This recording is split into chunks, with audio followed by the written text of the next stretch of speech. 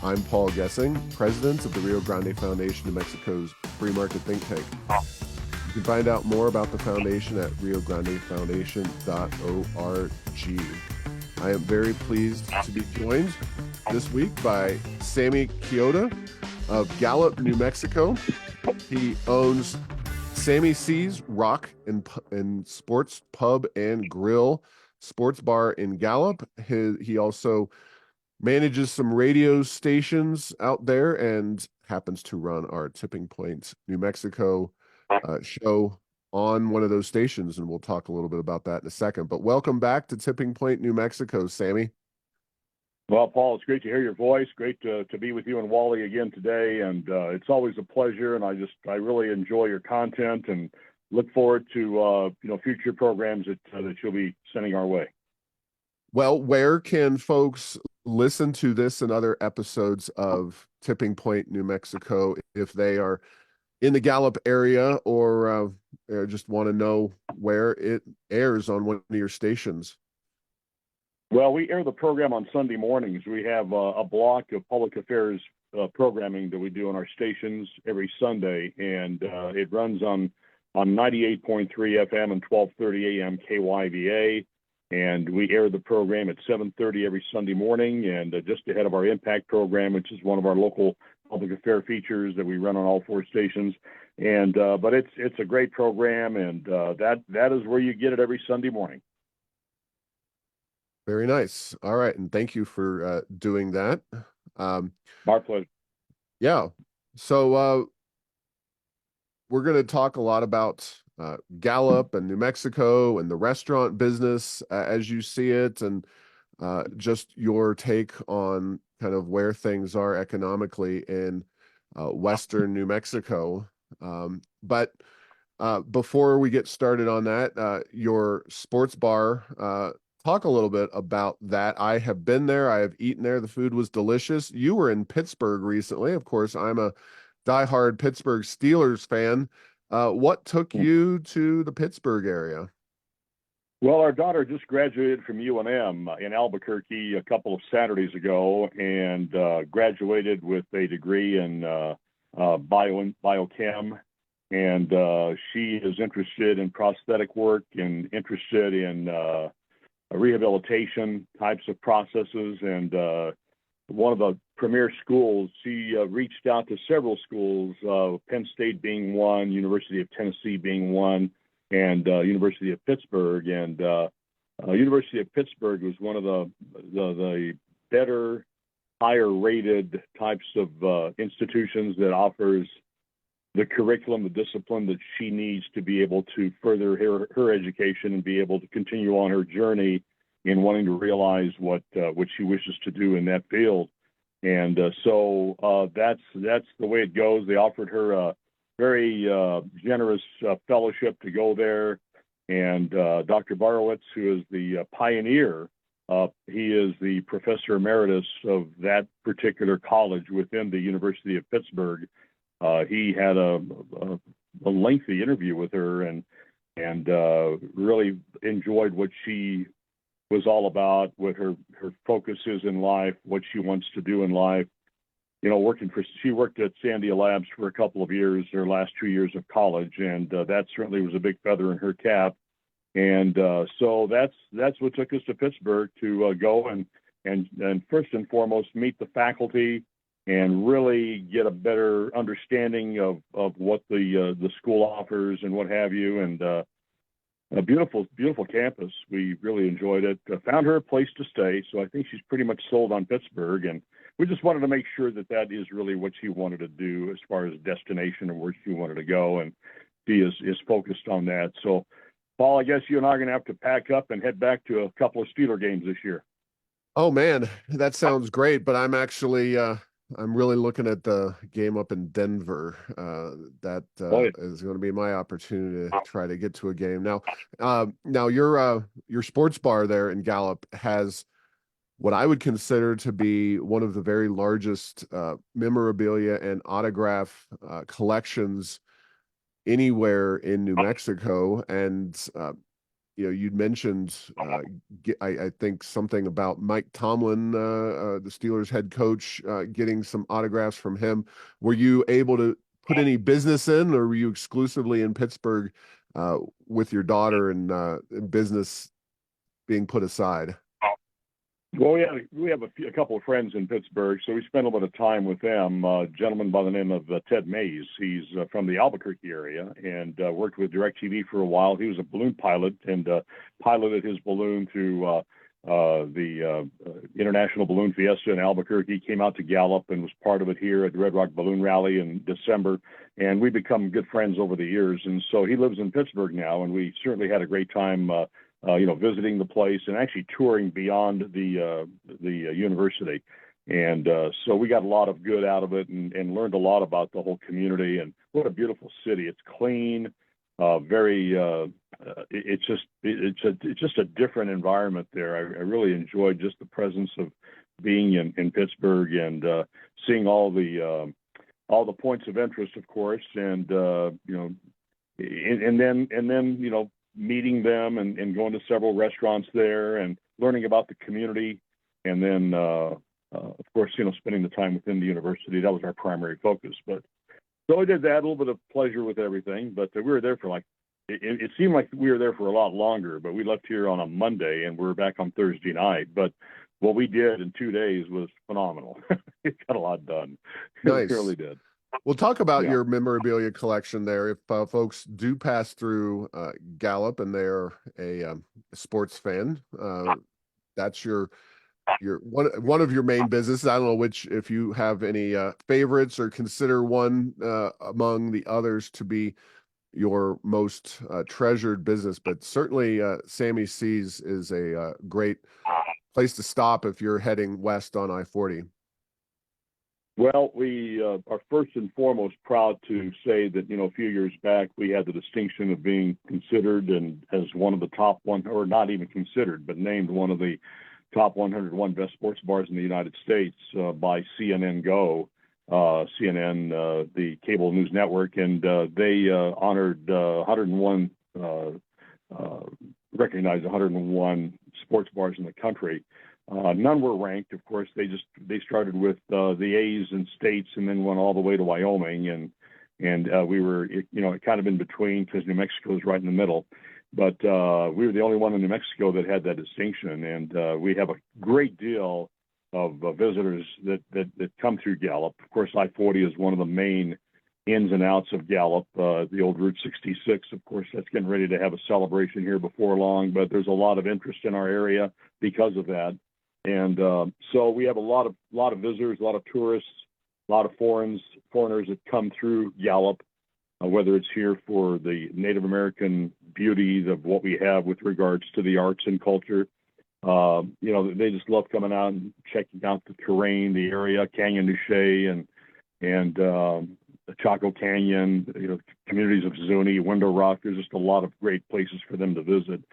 So we get a lot of tourists that come through here, and a lot of snowbirds. A lot of people that come in from the Midwest that go to Phoenix for the summer or for the winter, and then they come back, and we get them coming and going. And we've made friends with a lot of them over the years, and then they tell their friends, and then their friends tell their friends, and before you know it, you just have a huge following of tourists that come into the community, and they come into Gallup. And we hear all the time several things. It's a great vibe. They like coming into it because of that. It's a museum.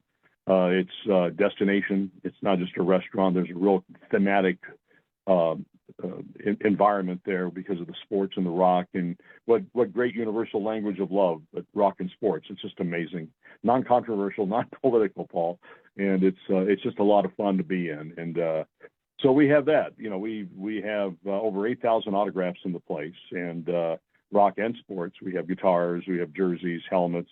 Warren Moon was just there not too long ago. I brought him in for an event in Gallup, and he came in, and of course he loved seeing his jersey up on the wall that's been there for the 18 years that we've been open. And but we've had some great notables. The sports and rock personalities that come through. They'll sign our floor. That's kind of a ritual when they really come in. They sign the floor. We have everybody on the floor from Mean Joe Green to Dick Vermeil, Steve Stucker, of all people, great guy from Albuquerque. Of course, he's a phenom here in our state, and he just retired. And we've had Dan Henderson from the UFC. We've had just a bunch of great people. Johnny Lee, the country singer. Denny Lane started Wings with Paul McCartney as one of the musicians. Rasheed Wallace from the NBA. We've had just a lot of great people that come by. Ronnie Lott of the 49ers.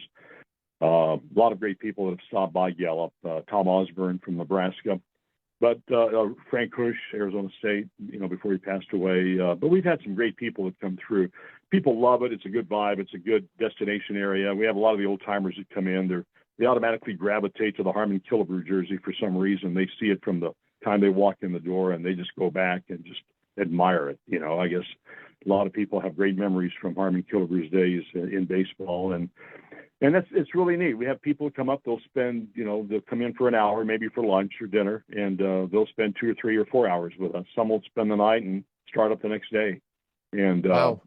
yeah, it's just an amazing thing. I had to tell you a quick story here. We had 3 guys old timers that were from Pennsylvania that came through. Penn State was playing in the Rose Bowl, I believe, that one year, and this goes back to the Paterno days. And so they come through Gallup, and they're just taking their time. You can tell they're retired because they had a lot of time in their hands. But they came in on a Friday, and it was like a week ahead of the game. So they come in on a Friday night and love the place. Just love it. Came in for dinner, and actually it was lunch. They came in for lunch, and they just were in awe with the whole place. Took picture after picture. And then, went up and stirred up conversation. I talk to everybody when I'm there. I just go up and visit with everybody at every table, and talking about what they were planning on doing. They were going to Pasadena and everything. And so I said, well, when are you planning on going? Well, we're just taking our time, but we hope to be in Flagstaff by tonight and lodge and all that, and then get back on the road and head to California. So I go back. So I leave, and that evening I go back to Sammy's, and they're still there and having dinner. And so I thought, well, that's pretty cool. I guess they're not going to go to Flagstaff tonight. So they ended up checking in at a hotel, and the next day they came in for breakfast, they came in for lunch, and then they came in for dinner. And then the following that next day, they finally, about a day and a half later, they left for California. It's Wow, pretty very interesting, cool. really. So Yeah, that was a great and great stories. I mean, the stories that they shared from the days of Penn State, of course, the glory days with Joe Paterno. When we remember those days because the woke had a lot of impact on people of history, and so. But it was really a neat deal. They sent us a stand-up of Joe Paterno after they got back to Penn State or Pennsylvania. very nice. Well, Yeah. talking about I-40, that is an important road, not just here in New Mexico, but across the country. And there have been some news reports. We've covered them on Tipping Point, New Mexico, and especially between Albuquerque and the Arizona state line. There are concerns about deteriorating conditions, and just as somebody who relies on that thoroughfare for your business, Gallup being, I believe you're mentioned in the famous song about Route 66, which the modern equivalent today is, of course, I-40. What do you hear from people, or what do you see yourself in terms of conditions on that major interstate? Well, I'm good friends with Delane Barros, who is the district supervisor for the New Mexico State Highway Department out of District 6 out of Milan, which is just outside Grant. And Delane fills me in on a lot of stuff. She comes in and does some of the programs with us so that we can update people on road conditions and what to expect between here and Albuquerque. And some of the things with potholes and whatever, you're never gonna solve that problem as long as we live in the weather conditions that we do. Winters are very brutal in this area, and sometimes more so than others. And there's always a constant repair of filling the potholes and what have you. That's one thing. The other thing is, she mentioned to me that some of the projects that took place, especially in the Laguna area, maybe Coolidge is just outside Gallup, which seemed like it took an eternity. Uh, there's a lot of money that comes down from the feds for highway maintenance and repair and improvement. And sometimes, Paul, it gave me a better understanding of it, that sometimes you're at the mercy of the money that comes down when it comes, with the specifics of when the projects have to be done and be completed. And sometimes they are concurring with other projects within the I-40. Now, we get a lot of attention in our area because, as you say, the condition of our roads. So sometimes we're getting multiple projects going on between Albuquerque and Gallup. And so what they do with concurrent projects going on, they have no choice but to start those projects when they do. And otherwise they lose the money. And if they lose the money, then the road stays the way it is. So they're always constantly upgrading. Now, sometimes it depends on when the funding is available and a lot of things come to a head at the same time, it seems like. And when that happens, you've got multiple projects going on at any given time. And I think for the most part, most of it is cleared up.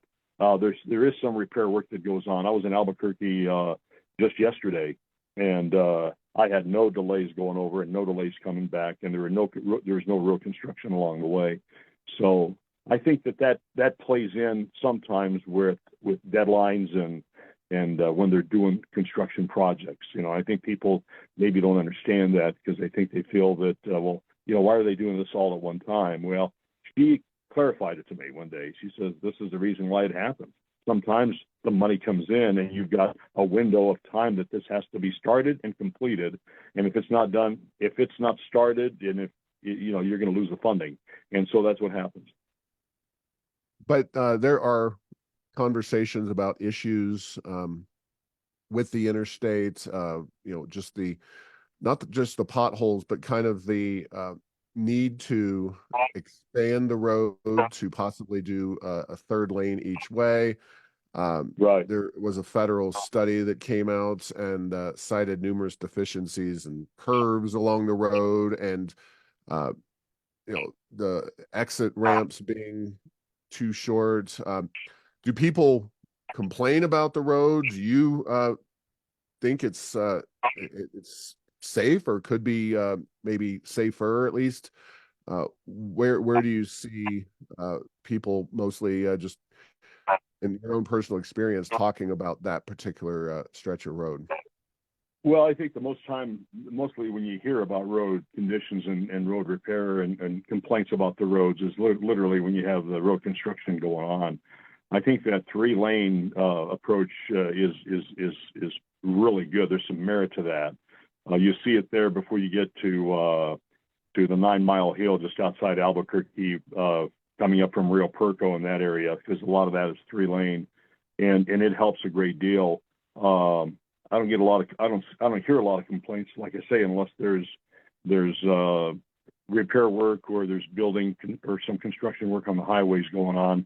That's the only time I really hear a lot of that stuff. A lot of it has to do with, I think, this courtesy of a lot of the drivers, and a lot of the fact that these people just don't pay attention to the road. And I mean, yesterday I almost got clipped just coming back because people weren't paying attention.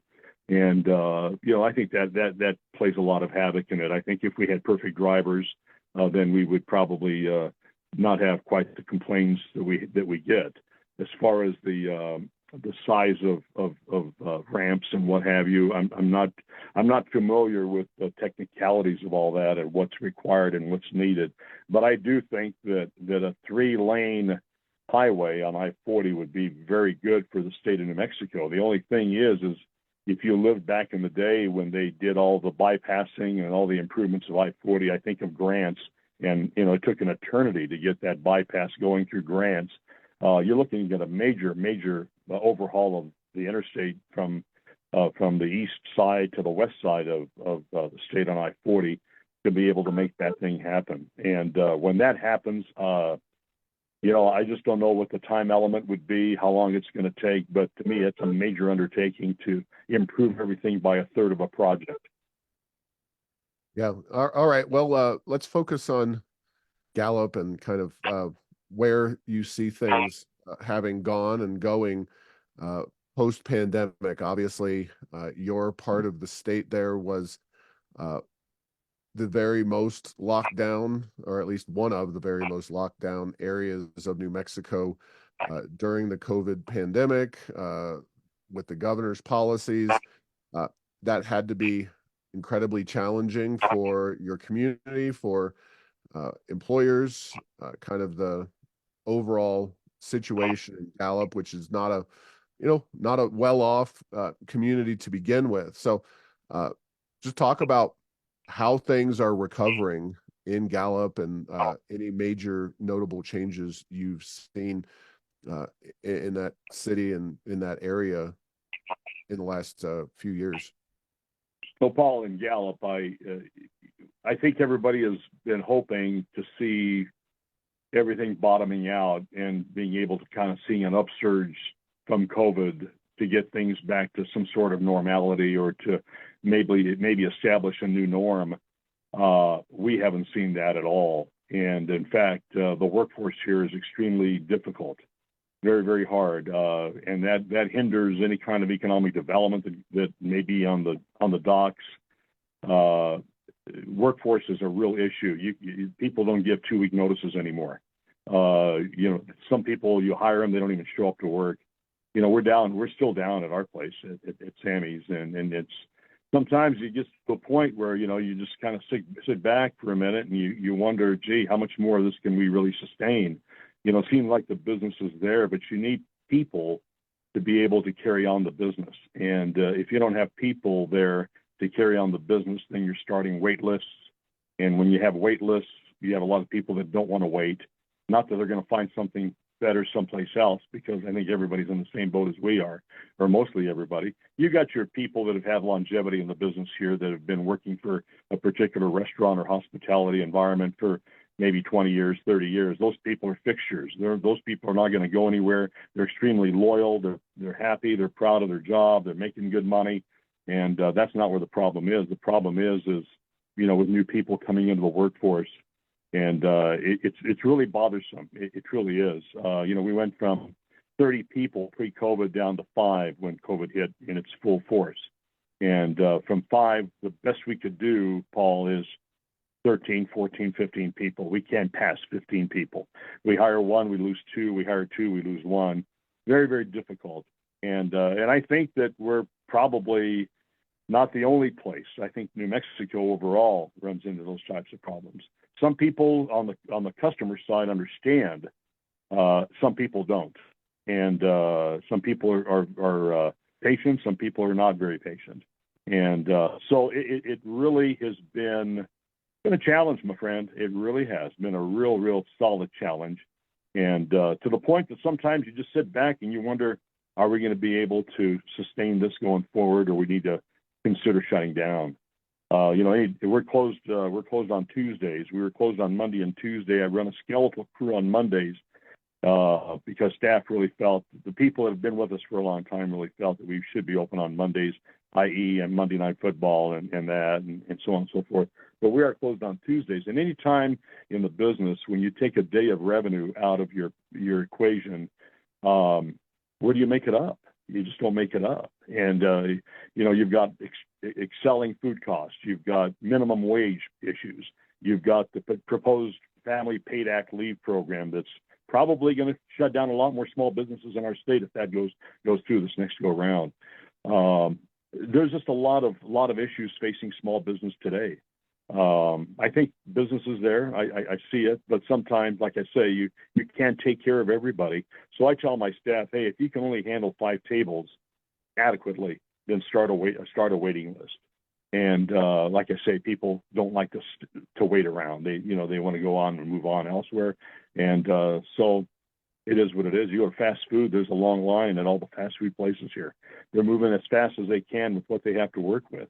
You go to a lot of the sit-down restaurants, same kind of a scenario. It's a work in progress. It's that 80-20 rule. Before, you used to spend 80% of your day planning and doing the things you need to do, and spend 20% on the basics of staffing and what have you. that has reversed. 80% of our day goes to who's going to show up to work today, and 20% is left for planning. It's very, very challenging. Now, obviously, Gallup has its long-term challenges, societal, cultural, economic, all of the above. What do you think kind of changed in terms of your experience with your workforce in the Gallup area? Was it just fewer workers for more jobs? Was there an attitude change? Was it all of the above? Go into that a little bit. Well, I think there's just been, I think people have been retooled to thinking that they are to be provided for. I've seen a lot of, there's assistance in housing, there's assistance in medical, there's assistance in just about anything you want to do. If you're trying to make ends meet, there's assistance coming from the government. And when you've got that kind of assistance coming in, what's the motivation of wanting to go back to work? Well, I can stay home and do what I want to do, watch TV, do whatever, play video games, whatever the case may be. If I have that choice and not have to worry about making a payment for my rental or doing that, I've got food. I can go to the local food bank. I mean, what's the motivation of wanting to be employed? There's no motivation. And I think that's a problem. I think that's a real problem. And, you can give somebody $25 an hour, Paul, and it still doesn't matter, I think. I think it does to a degree, but I don't think it matters fully. Money is a short-term motivator anyway, when you look back at all the history of all the studies that have been done.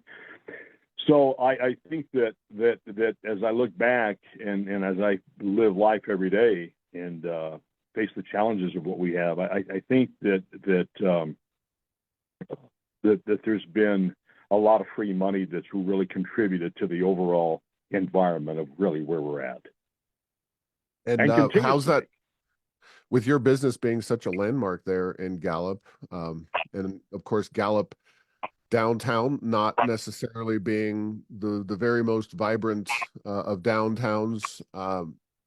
What are you seeing in the Gallup community? I assume you're not the only one struggling for workers. I assume that all of this has negative impacts on the business community and the local economy. So what are you seeing in that regard? Well, I think that, when you look at the area here, I mean, I don't know how to answer that. I really don't. There's a lot of frustration. I can tell you that, and I don't know that it's really going to change. I don't know. I mean, I'm an eternal optimist, Paul. I really am, and but sometimes that optimism gets shattered because it never connects, it never clicks to the next step, and so I don't know what the answer to that is. I really don't know. I think that economically it's a struggle. A lot of people really are struggling in business. We have a lot of places downtown here that are not vacated, and you try to rebuild the downtown area with vibrancy and a destination place. You've got to have offerings. You got to have the small mom and pop operations, and you've got to have specialty shops. And when you don't have that here, that's a problem. I think some of the buildings are probably not necessarily in the best of shape. And so who really has, $450,000 to improve the inside of a building that doesn't belong to them, when my mom and pop should literally go out and spend 40-50 grand on inventory and then run a small mom and pop operation. I don't see any of that here. I really don't. Some of the mainstays have been people that have had the longevity here. Richardson's Trading has been downtown forever, and a great place. Just we have the businesses that are here. The people that have been in business that have had the longevity have been around for a long time, and they're going to survive it. They're going to survive it, and they're going to survive it because, business may not be the way it was back in the day, but because of the longevity and the fact that there's strength within the family and strength within their business, that they still maintain their business the way, to keep them going. but the vibrancy of the community downtown is it's bothersome because they just spent a huge ton of money here on the downtown area with Cole Avenue being revamped with new sidewalking and the road and so on and so forth. But we built it and they didn't come. So there's people come out. We have an arch crawl that happens once a month, but it's one day out of 30 days a month. There's things that happen, but there's just no consistency of having things going on all the time. You've got Freedom Flight and Ride event coming up in July, which is a nice event. It's a 2-day festival. You've got the ceremonial coming up. You've got Gallup Lions Club. You've got events that have been pretty much mainstays in this community. Wild Thing bull riding, Best of the Best rodeo. But these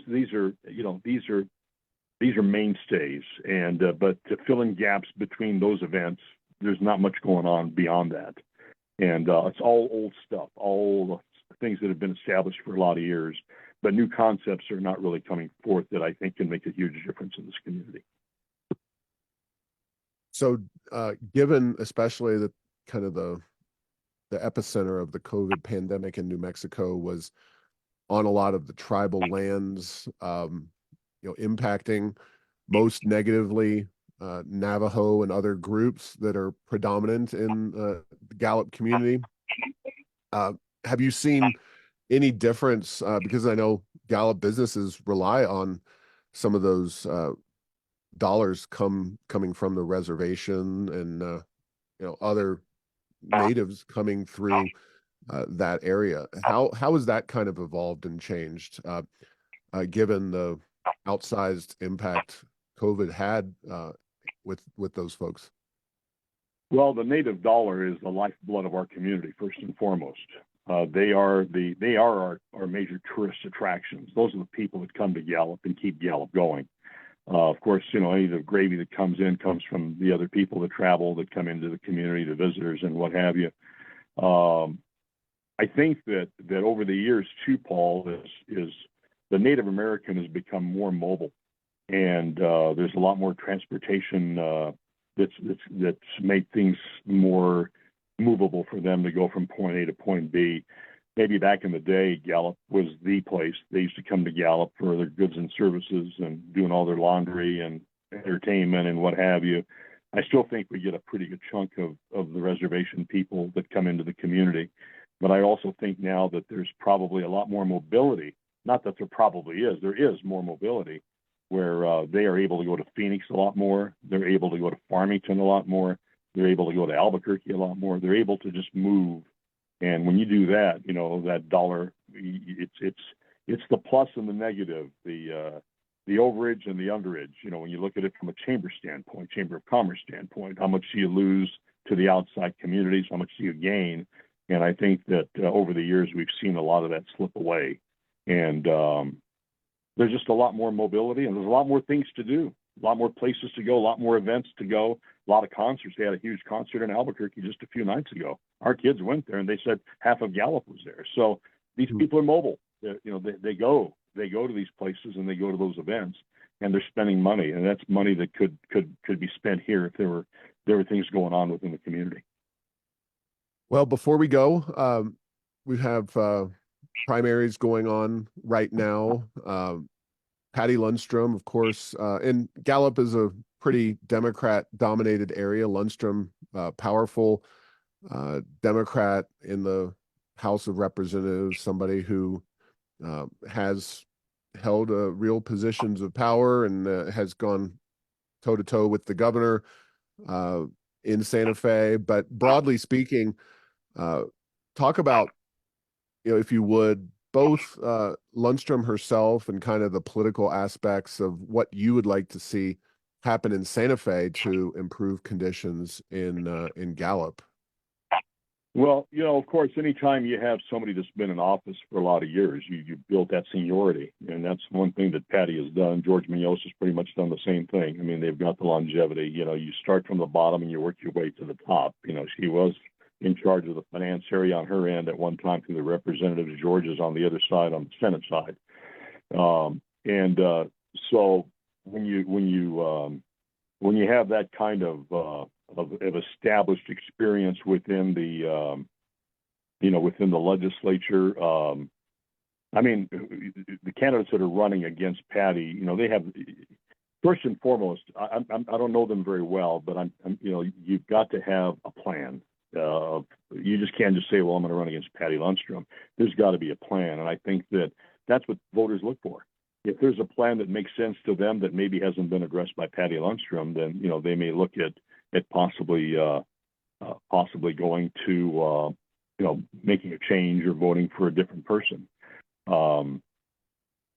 Is it likely? Well, there's a lot of, we live in a different time now in the political world. There's a lot of far left money that comes in through PACs and what have you. And sometimes, some people are gullible. Of course, they're going to believe everything they hear, but some people can see right through the stuff. And PAC advertising, I think, has created a great deal of apathy, of voter apathy in our state.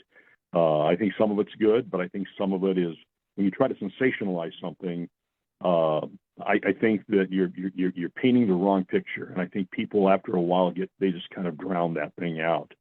Don't know much about the candidates. Sometimes I think people are creatures of habit; they'll just put names up just to try to break it up. But Patty's she's got a lot of support. Got a lot of support here, and but it depends on how the voter really views maybe where she's been, where she's come from in the last term to where she's at now. Of course, they replaced her as the leader in the finance area, and I just don't know. I don't know if that's enough for her to lose the reelection. I just don't know that that's enough. Again, I haven't been to some of the chapter house meetings. I haven't been to some of the meetings that have gone on where these other candidates have spoken. So I don't know what their platform is. I don't know what they're hanging their future on with regards to becoming a political leader in Santa Fe.